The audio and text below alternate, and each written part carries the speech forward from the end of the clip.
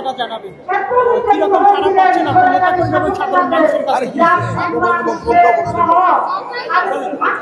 আমি ভালো সাড়া পাচ্ছি এবং সাধারণ লোকে যে ঘরের থেকে তারা বেরিয়ে আসছে এবং অনেক জায়গায় আমি দেখছি তারা নিজেরাই একটা অফিস খুলে বসেছে।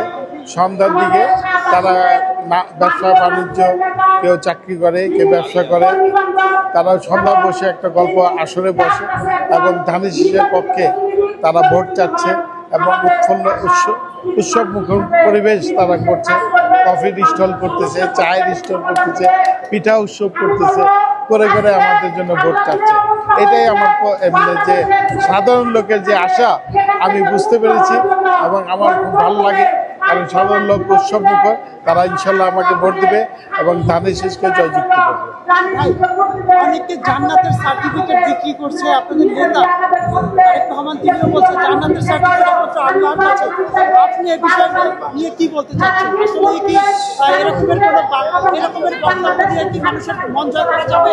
শোনেন, ইসলাম হলো আমাদের ধর্ম, হলো ইসলাম।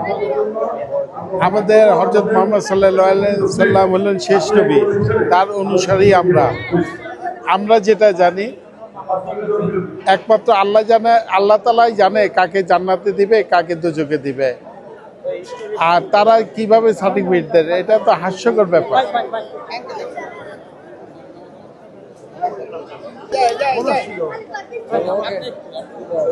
ওই বিষয়টাই বলতেন যে জান্নাতের সার্টিফিকেট দিয়ে যে মানুষের মন জয় করতে চাচ্ছে একটি দল, আসলে এটা কতটা সত্য, মানুষ কিভাবে এটা মেনে নিবে? আপনারা কোনটা বলতে চাচ্ছেন? আসলে কি জান্নাতের সার্টিফিকেট দিয়ে তারা মানুষের মন জয় করতে পারবে?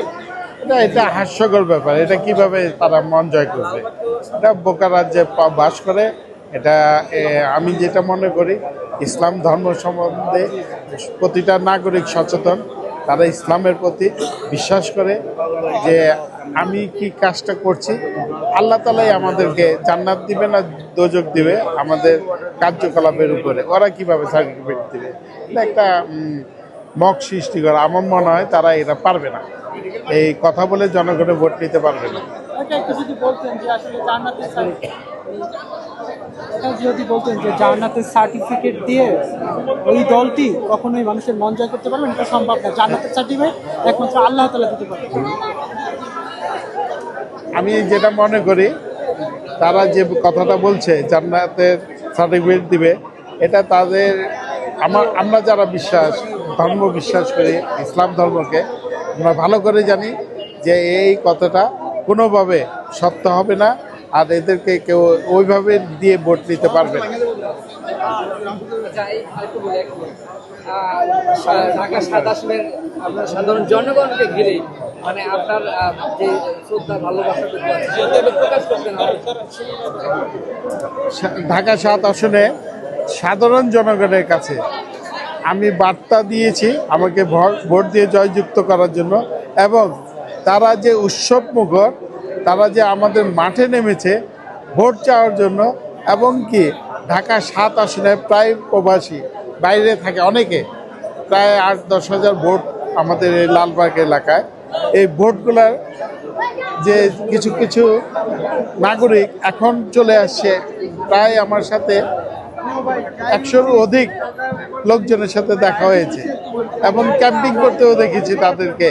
এই বোরহানুদ্দিন কলেজের সামনে মহিলা সহ ছেলে সহ ক্যাম্পিং করছে যে ধানের শীষের পক্ষে তারা ভোট দিবে।